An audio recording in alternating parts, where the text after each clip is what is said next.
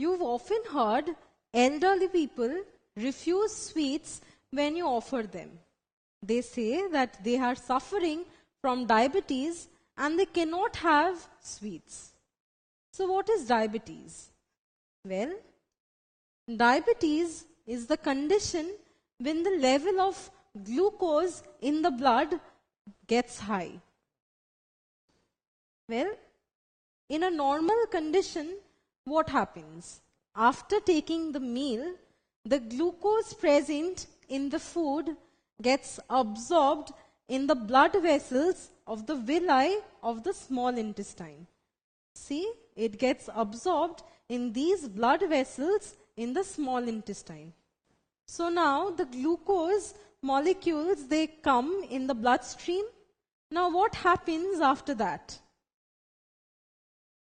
Well, in these diabetic people, glucose comes in the bloodstream and then it tries entering the cells, but it cannot be taken up by the cells. So cells cannot take up glucose and cannot utilize this glucose to convert it to energy. See, once again, it cannot be taken up by the cells and they are again given back to the bloodstream. So since the glucose becomes higher in the bloodstream, we call this condition diabetes. Now, people who suffer from diabetes are often told by doctors to take insulin regularly. What is insulin? Well, insulin is a hormone which reduces the blood glucose level. How does it do that? Well, insulin molecules first come and binds with the cells. Now after a meal, when glucose has been absorbed, the insulin molecules helps in the uptake of glucose and the glucose is utilized by the cells. So the level of blood glucose decreases. So in a normal healthy man, after a meal, the blood glucose in the body increases. But after some hours, the blood glucose becomes normal. And this is facilitated by the secretion of the hormone known as insulin. Now, who secretes this insulin? Well, there is an organ below and behind the stomach which is known as the pancreas. The pancreas is a J-shaped organ. And its main function is to secrete a hormone known as insulin. Now, hyposecretion of insulin from the pancreas, by hyposecretion, I mean less secretion, because hypo means less, the blood glucose level will become high. And this condition is known as hyperglycemia. Hyper means high and glycemia means the glucose level. So let me explain this to you once again. If there is less secretion of insulin,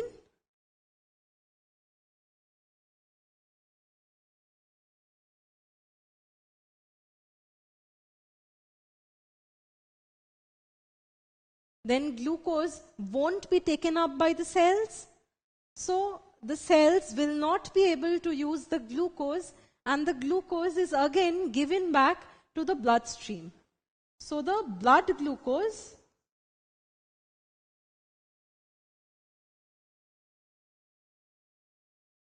increases.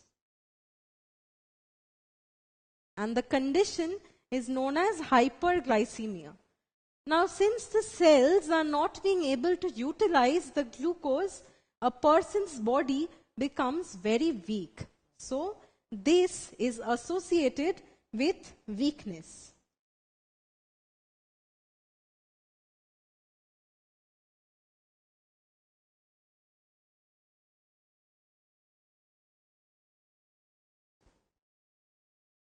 Now, what happens when there is hypersecretion or greater secretion of insulin from the pancreas?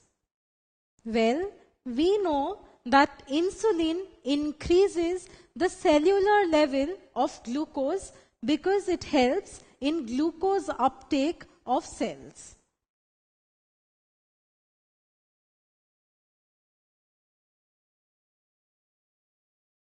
Increase in the glucose levels in the cells would mean less amount of glucose in the blood.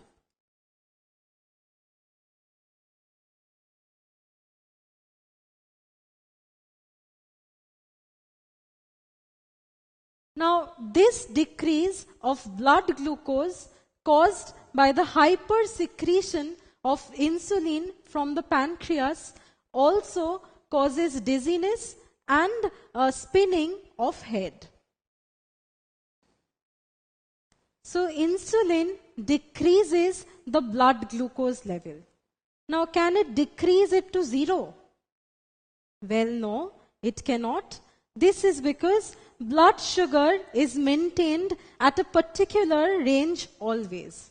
So there must be something that opposes the function of insulin and maintains the blood glucose level. What is it? The pancreas secretes a second hormone which is known as the glucagon. And the function of the glucagon is to increase the blood sugar level. So, insulin and glucagon works opposite or opposes the functions of each other. So, what does glucagon do? Let us see. The glucagon binds to the cell membranes and causes the conversion of glycogen into glucose. So, the number of glucose molecules in the cells becomes greater, and because of this high concentration, glucose comes out into the bloodstream. Let us see again. See, the glucose comes out into the bloodstream because of the high concentration of it into the cells. The main function of glucagon is to convert glycogen into glucose. So the pancreas secretes both insulin and glucagon that has opposite functions. Now, how is that possible? Well, just like islands, there are many island-like structures in the pancreas. And these islands are known as the islets of Langerhans, after the scientist Langerhans who first discovered these structures. Islets means islands.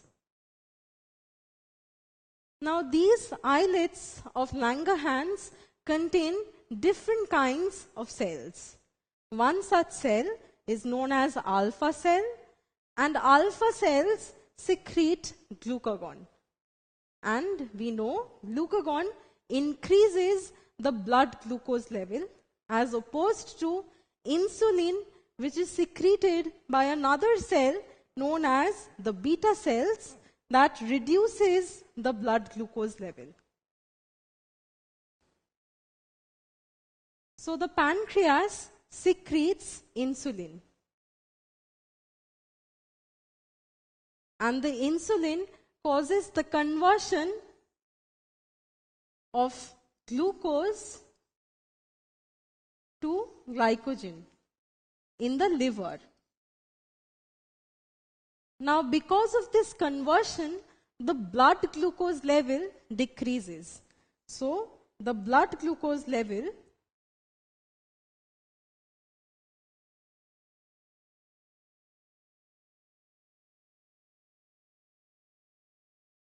decreases, and hence there is an imbalance in the body.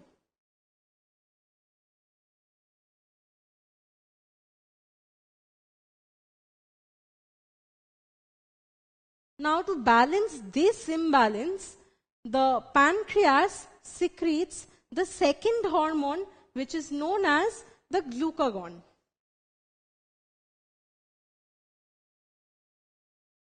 And what does the glucagon do? The glucagon causes the formation of glucose back from the glycogen. So this does not happen anymore. Glycogen gets converted back to glucose, so the blood glucose level becomes now balanced.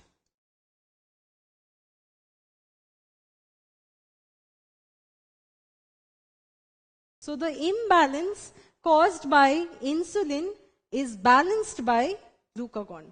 That is how the two hormones in the pancreas works.